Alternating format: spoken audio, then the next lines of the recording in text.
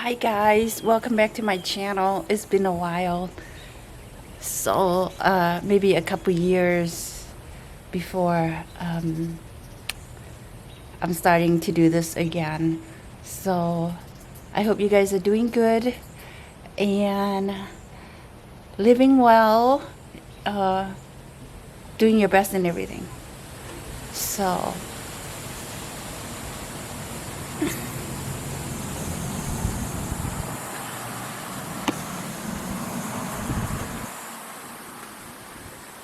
it's been so long that I haven't filmed as to why. I don't really have any sort of excuses or anything, guys. I guess whatever comes, whatever goes, that's how I go about it. Unplanned. Really nothing.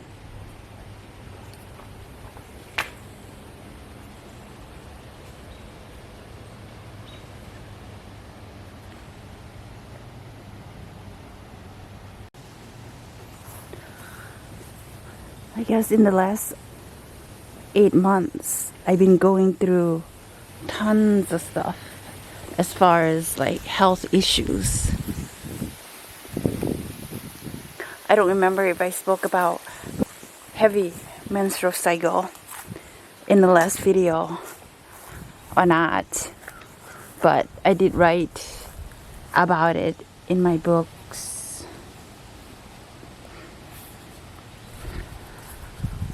So it's started with that, and even before that I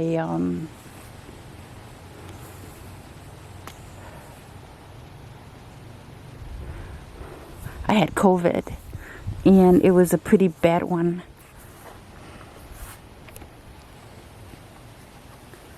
Everybody's urging me to go to the hospital, but I refused to do so. Inside I realized that it would only take a couple days and the virus would leave my body. But it was getting worse and worse as they went by. I was scared, of course, that I guess I wasn't going to make it, or to let Santi come into my room and found me, not alive.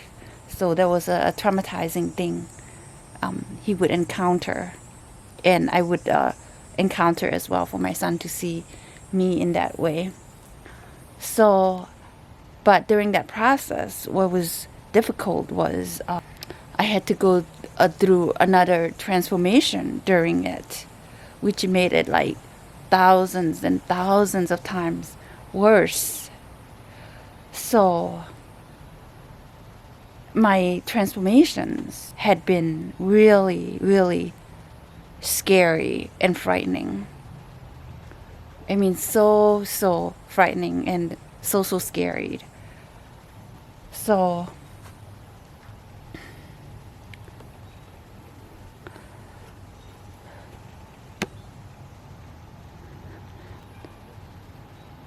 I thought that like maybe that was gonna be the hardest thing to ever go through, but no, after going through that while being infected, and also going through the transformation, in order for me, I suppose, to open my eye. What eye are you talking about, right? What eye? This was like a supreme, I suppose, like the greatest universal eye that I ever known or came to. And that in order for me, or for this eye to live in me, that's what I had to go to. So I mean, during the time that I was going through I didn't know how many times I was saying to myself that I could just die. It's just because it was just so unbearable. However, at the same time, I was still taking care of Santi, doing everything that I could, you know, to help him with school and everything. So, because during this time, Sean was in the hospital because he had a minor heart attack and he had to have surgery. And I was the only one who was home taking care of my son, going through school, and then asking his grandparents to take him to swimming practice and stuff like that. So, but I don't know. I guess maybe it wasn't that I didn't want to ask for anybody for help, but it just didn't come to me to ask people, but I to help out or whatever. But during that time, everybody's scared of COVID. Nobody really wants to come by, and I didn't want to put them in that position as well. So I just did everything by myself. I mean, at times I was crawling because it was hard to breathe. So I thought that was the worst of my transformation. But no, after like 3 months after that, I had another one. This one was to get like a divine form. So I guess like going back to my menstrual cycle, I was like breathing heavily and it wasn't like stopping. It had been like 7 days of heavy bleeding, and I was getting so pale, like really, really pale. I was wearing tampons, Tampads, and then also a D-pen. It's like a diaper on top of that. But I soaked through, I mean, like within 10 minutes, and we were at Santi's swimming meet, like a race out of the city, and we spent the night there at that town. So I was getting so exhausted, and I was getting like dehydrated too, and no matter how much water I drank, but I was keep getting dehydrated, and sometimes it was getting hard to breathe. So we came home after the meet. It wasn't still stopping. So I guess 14 days maybe, or like 12 days. I just couldn't like do it. I'm like, oh my gosh, hold on guys. This beautiful butterfly visiting us right now. Right there. I don't know if you can see. Oh my goodness, so beautiful. Flying, I don't know yet. So anyhow,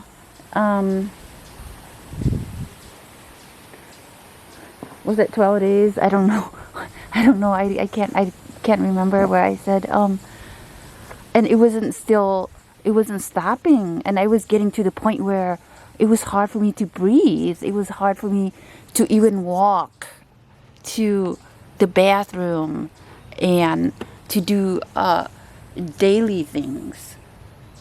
So, and then one morning when I woke up, I just like came downstairs and I was gonna cook Santi food or whatever, and I couldn't. It's like I had to sit down, and then I lay down, and I told Sean, I said, cook Santi food. And at the moment I was thinking to myself that I really probably have to go to emergency room, because I couldn't really walk from my room to downstairs. Normally I had to stop, sit down, because I was just like exhausted and hard to breathe. So after I guess maybe 12 days, close to 14 days of not the blood not stopping, and I was hemorrhaging, like still bad. So we went to the ER, and the doctor said that my hemoglobin was 6.4. I need blood transfusion. And the normal hemoglobin is from 12 to 16 or 18. So we get blood transfusion. They couldn't do it there at that emergency room, so I had to transfer to another emergency room to get transfused. But during the second blood transfusion, something went wrong, I suppose. I don't know. The nurses and doctors wanted to do really fast, and then my heart rate dropped to like, I don't know, 50 or something. It was up and down, up, down. So they stopped that. So I didn't really get that much blood. I only got like 1 bag of blood. And I went to see my doctor. He prescribed medicine to take, which is like a miracle pill. I mean, it worked right away. And then at night, I saw Krishna, right? It was like rinsing blood. And the scene really disturbed me. He was rinsing blood in a bucket or something. And I slowly walked to see what he was doing. And then he said something like, I'm giving you the ultimate divine form. The ultimate divine form. I didn't know what was that was, right? Because I thought that he already gave me a divine form. And now he's giving me the ultimate divine form. And this was what I had to go through or something like that. So that scene really disturbed me. And he was washing my intestines and things like that from the bucket. And then like at this time I was so scared. I was so scared that I was going to have to do surgery, that the doctor wanted to do like hysterectomy, and I didn't want to. I still wanted to have like a baby. I didn't want that option to be closed. So I begged the doctor to do myomectomy, meaning take out the tumors that's causing the blood to bleed heavily, and leave my uterus and my ovaries, everything alone. So that way I could have a chance to have another child if I choose. But he really was against it. But then I begged him for a long time, and he gave in, and we were gonna try it. So anyhow, and then seeing Krishna in that way, and then seeing him again in another way where he was just like in the dark laying out needles, and I knew from that I was gonna get a surgery, a hysterectomy, and I didn't want to, so I freaked out hard. I thought I was really going insane, like crazy. I guess maybe I absolutely went crazy, not wanting to do hysterectomy, which is taking my uterus out, and my fallopian tubes and my cervix and stuff like that. I guess like the whole woman thing.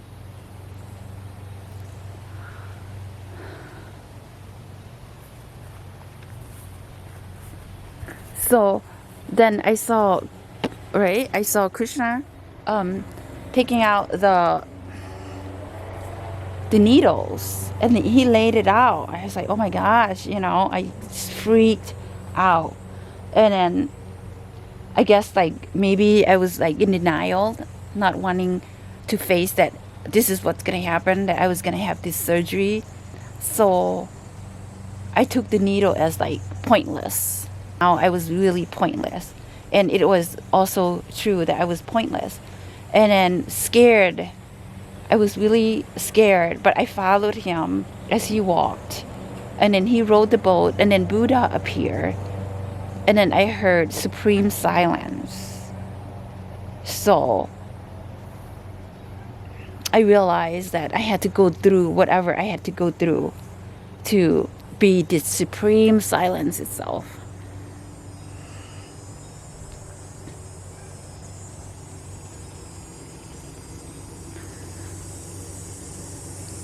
And then the day that we decided to do the surgery, we did the surgery that I wanted the doctor to do, right? Which was myomectomy, I believe. And then I guess the doctor said it went well, and I was rested in like the recovery room. And they told me that in order for me to get home was that I had to sit in a chair, get up and sit in a chair. So I went to sit in a chair and I was bleeding.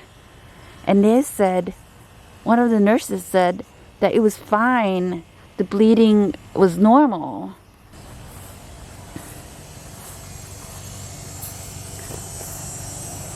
And I knew that, I guess, you bleed before, and I knew it wasn't really normal. But then I went to sit in a chair anyways. But then, so once I sat in a chair, about like maybe, I don't know, 10 minutes later, I was bleeding during it. And I told them that I'm bleeding. They said, it's okay. So I said, no, I'm really bleeding. So another nurse came in and helped me to get back on the bed, right? So they supported me by my arm and took me to the bed. And at that time, when I got up, the blood was gushing out of me. And then everything just went black, and I got so scared. I couldn't even open my eyes. I thought I was gonna die. And the only thing that came into my me at the time was like, what about Santi? Who's gonna take care of Santi? And then I said I wasn't gonna make it. And then I guess like I passed out when I was unconscious after that. So I found myself in the bed, and the nurse told me, oh die.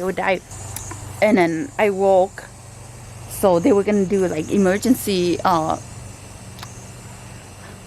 surgery on me. And I didn't want to, even at that time.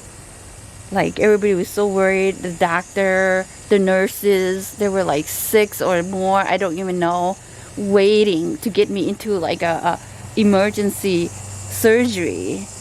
And I just pleaded with doctors, like there's something else that must be done or whatever. So, but eventually I signed the consent form for the doctor to get me into the surgery room to take out my uterus. I don't know. I guess maybe like that situation was so freaky, so scary. Like the transformation that I must go through to get this divine form. It's almost like at that time I couldn't even like I didn't even want to shut my eyes because I was afraid to see anything that was gonna happen or about to happen, that I was gonna see more blood, or Krishna was gonna show me like what else I had to go through, and I didn't even know. I didn't want to shut my eyes. So anyways, when the surgery went well, and I was in recovery room, and then I stayed there for a night for observation or anything like that. I didn't want to sleep, I suppose. I was just so scared to close my eyes, and I wanted Sean to be by my side, just to be there, I suppose. But he said everything's gonna be fine, everything is good, you know. I'm good now or whatever.